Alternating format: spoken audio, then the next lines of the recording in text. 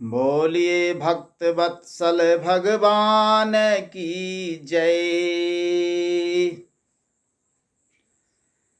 श्री हरि भक्तों में अग्रगण्य कुछ महत्वपूर्ण भक्तों की कथा मैं आपके समक्ष रख रहा हूं। आज की कथा भक्त प्रवर पक्षीराज गरुड़ जी की है। यह कथा भक्तमाल की है। भक्तमाल में पक्षीराज गरुड़ जी की कथा इस प्रकार से आती है कि प्रजापति दक्ष की 13 कन्याएं महर्षि कश्यप से ब्याही गई थीं। इनमें से कद्रु और विनता, ये दोनों पत्नियां पुत्र कामना से बड़े अनुराग पूर्वक पति की सेवा करने लगी। सेवा से संतुष्ट महर्षि कश्यप ने जब दोनों को मन भावना वर मांगने को कहा तो कद्रु ने समान शक्ति वाले 1000 नागपुत्रों को पाने की इच्छा से वर मांगा। विनता ने कद्रु के पुत्रों से सभी गुणों में श्रेष्ठ केवल 2 पुत्र वरदान के रूप में मांगा। महर्षि कश्यप जी ने एवमस्तु कहा। फलस्वरूप कालांतर में कद्रु ने 1000 और विनता ने मात्र 2 अंडे दिए। 500 वर्ष तक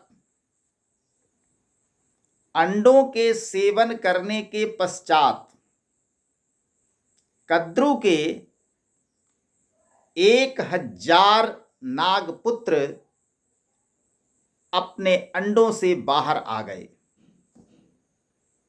परंतु विनता के दोनों अंडे ज्यों के त्यों रह गए। विनता अपना धैर्य खो बैठी और अधीर होकर उन्होंने एक अंडा को स्वयं फोड़ डाला।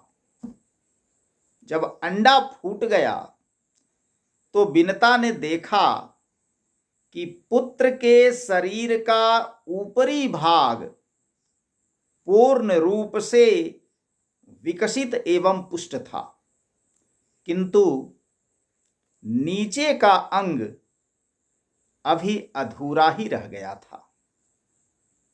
चूंकि विनता ने अधीरता में समय पूर्ण होने से पहले ही उस अंडे को फोड़ डाला था, तो जो पुत्र निर्माण हो रहा था उसका आधा भाग तो निर्मित हो गया था ऊपर का, किंतु नीचे का आधा भाग बना नहीं था, अभी विकसित नहीं हुआ था। माता की इस नादानी से क्रुद्ध होकर उस जन्म लेने वाले पुत्र ने श्राप दे दिया। क्या श्राप दिया कि तूने जिस सौत की ईर्ष्यावश, विनता की सौत कौन थी? कद्रु। जिस सौत की ईर्ष्यावश आतुरता के कारण मुझे अधूरे शरीर वाला बना दिया, उसी की 500 वर्षों तक दासी बनी रहेगी और यह जो तुम्हारा दूसरा पुत्र होगा वह तुम्हें दासी भाव से मुक्त करेगा। माता, इतना होने पर भी इस बात का धैर्य रखना कि कहीं आतुरता में इस दूसरे अंडे को भी नहीं फोड़ देना। तेजोमय अरुण कांति के कारण विनता के उस प्रथम पुत्र का नाम अरुण पड़ा और ब्रह्मा जी की आज्ञा से वे सूर्य के सारथी बने। आप जानते होंगे कि भगवान सूर्य के रथ के सारथी का नाम अरुण है। तदनंतर समय पूरा होने पर गरुड़ जी का जन्म हुआ। विनता का जो दूसरा अंडा था उससे गरुड़ जी जन्म लिए। उस समय वे प्रलय काल की अग्नि के समान प्रज्वलित एवं प्रकाशित हो रहे थे। श्री गरुड़ जी के तेज को न सह पाने के कारण देवताओं ने उनकी स्तुति की तो उन्होंने अपना तेज समेट लिया। गरुड़ जी सामान्य हो गए।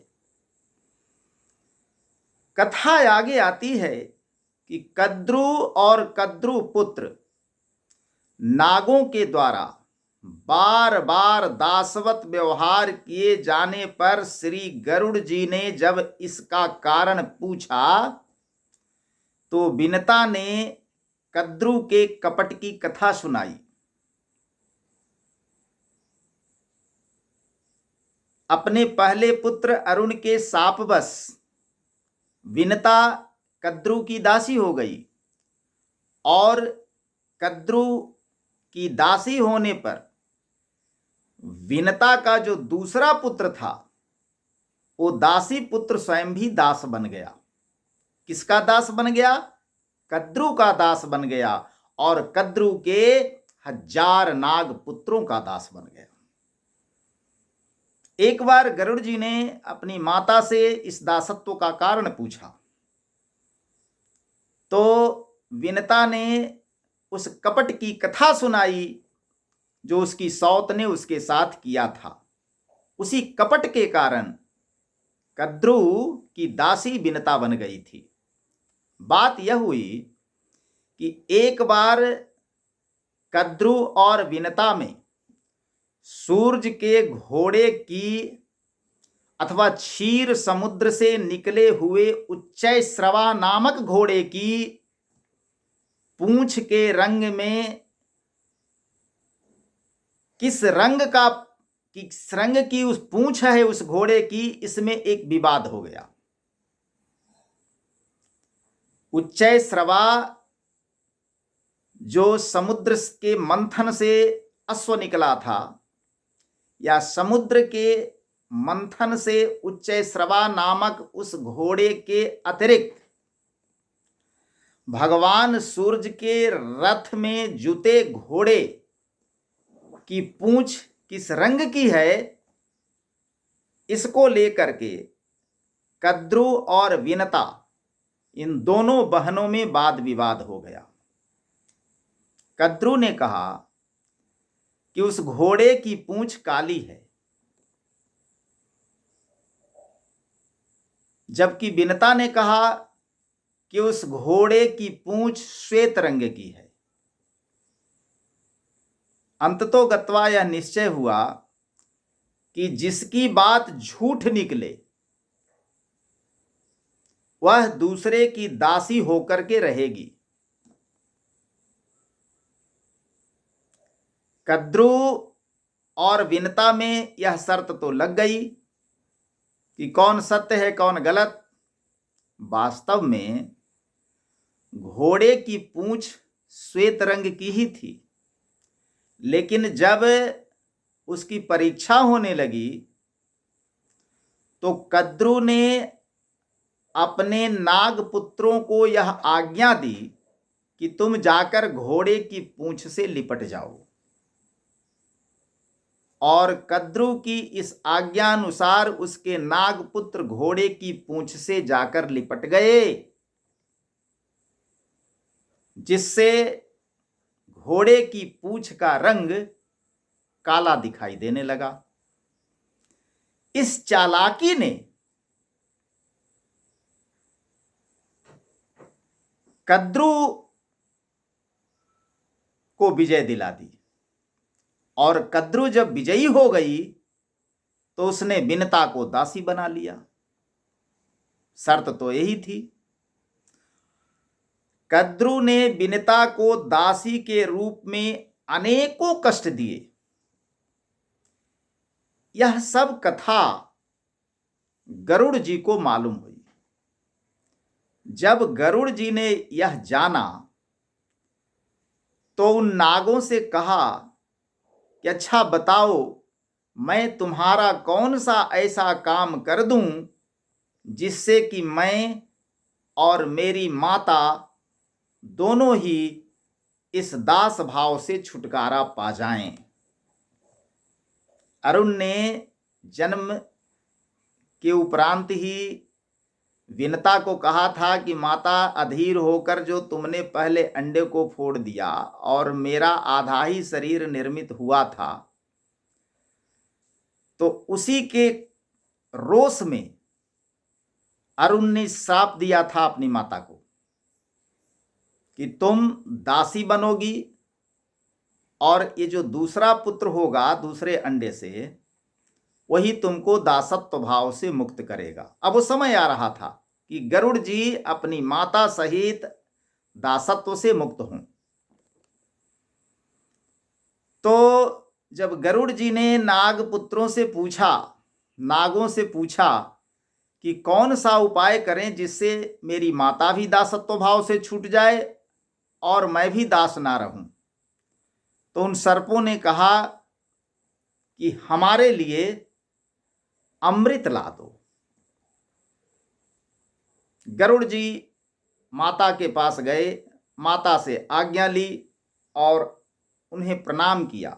माता को प्रणाम करके आज्ञा और आशीर्वाद पा करके गरुड़ जी स्वर्ग चले गए और स्वर्ग में जाकर देवताओं से लड़ाई की।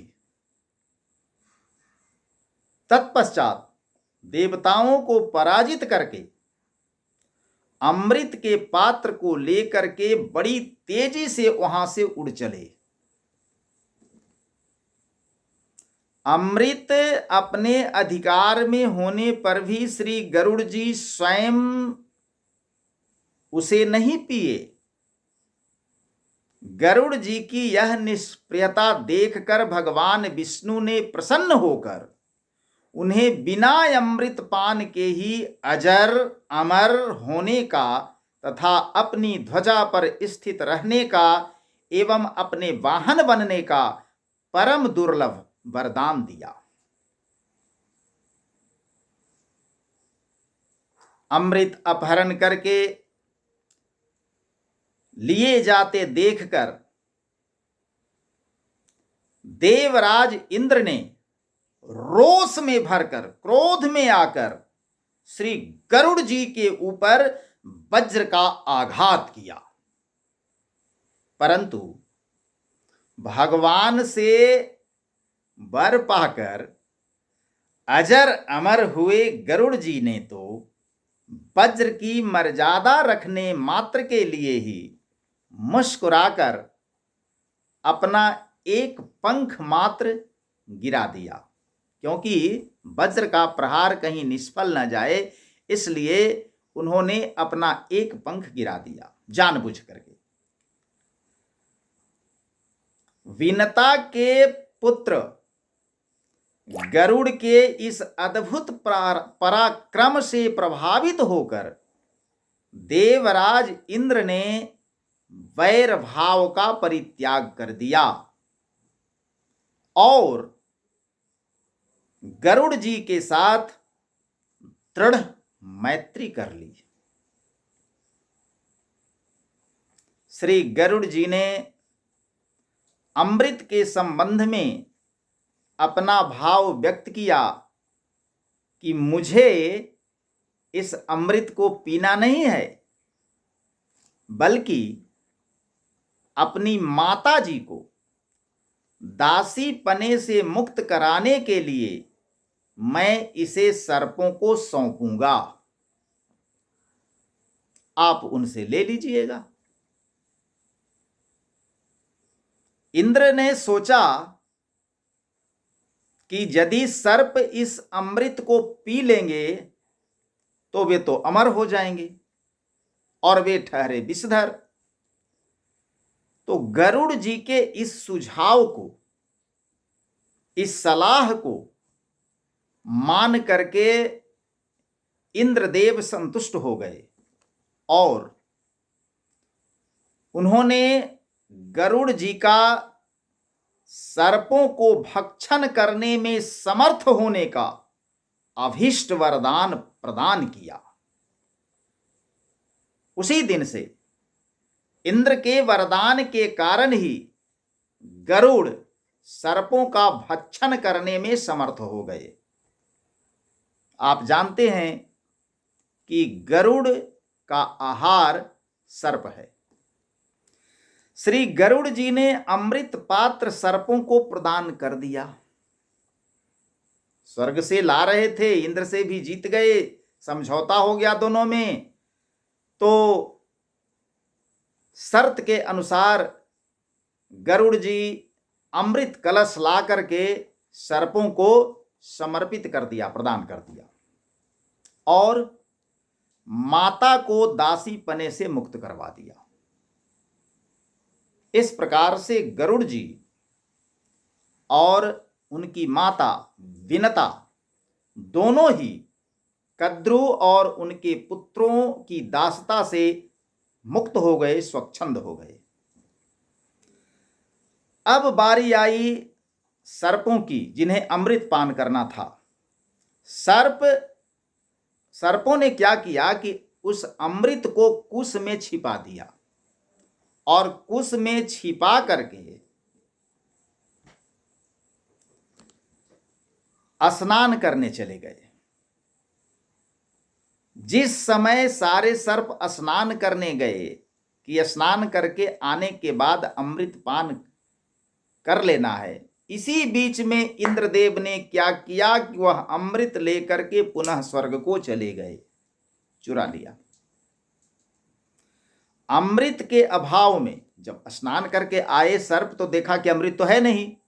उन्होंने सोचा कि शायद अमृत इसी जगह कहीं गिर गया है, इसलिए अमृत के अभाव में सर्पों ने लोभवश कुशों को ही चाटना आरंभ कर दिया।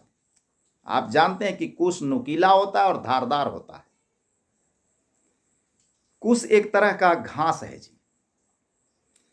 तो कुशों को जैसे ही चाटना शुरू किया तो उनकी जिह्वा फट गई धार से और उनके जीभ दो भाग में हो गए। तभी से सर्प द्विव जिह्वा हो गए, यानी दो जीभ हो गए सर्पों के। सर्प को देखिएगा कि सर्प की जिह्वा दो भाग में फटी हुई रहती है, द्विजिह्वा सर्प कहलाते हैं।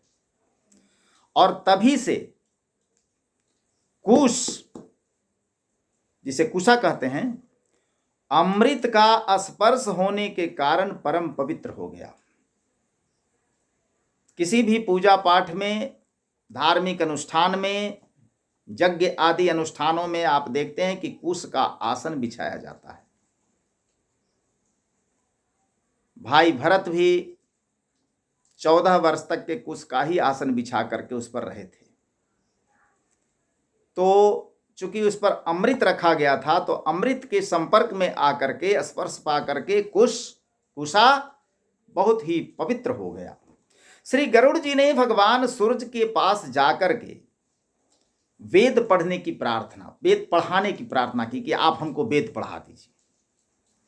परंतु सूर्य देव ने देखा कि यह तो पक्षी है, भला यह वेद क्या पढ़ेगा। तो पक्षी होने के कारण सूर्य देव ने इनको वेद का अधिकारी नहीं माना और वेद का अधिकारी न मान करके इनको वेद पढ़ाने से इनकार कर दिया। गरुड़ जी बड़े ही उदास हो गए और अप्रसन्न मन से वहां से लौट गए।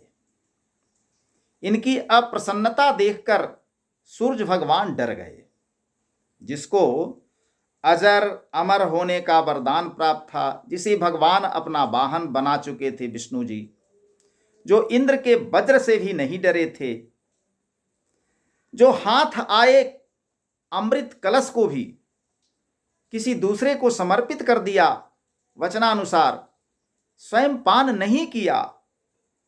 इस तरह के त्यागी गरुड़ जी के त्याग और पराक्रम और भगवान के वरदान पाए इस महान भक्त को देख करके सूर्य भगवान के मन में यह भय हुआ।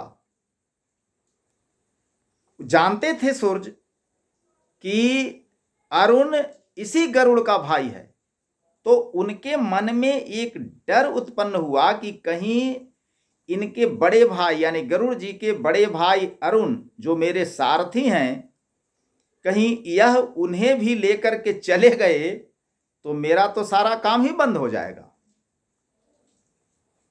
इसलिए उन्होंने गरुड़ जी को पुनः बुलाया, परंतु गरुड़ जी सूर्य के द्वारा नकारे जाने पर वेद ज्ञान प्राप्त करने के लिए तप करने का निश्चय कर लिया था।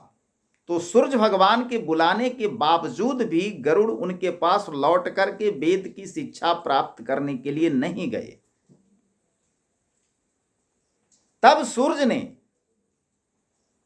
स्वयं ही बिना तप किए ही तप फल स्वरूप समस्त वेदों का बोध गरुड़ जी को होने का वरदान दिया और यह भी कहा कि आपके पंखों से निरंतर शाम गान की ध्वनि होती रहेगी। श्री गरुड़ जी सर्वात्मना भगवान की सेवा में तत्पर रहते हैं जी। इस प्रकार से गरुड़ जी की यह कथा भक्तमाल में लिखी गई है और मैं भक्तमाल से ही यह कथा आपको सुना रहा हूं। तो एक बार हम सभी लोग मिलकर बोलेंगे कि भक्त प्रवर पक्षीराज गरुड़ जी महाराज की जय। श्री विष्णु भगवान की जय।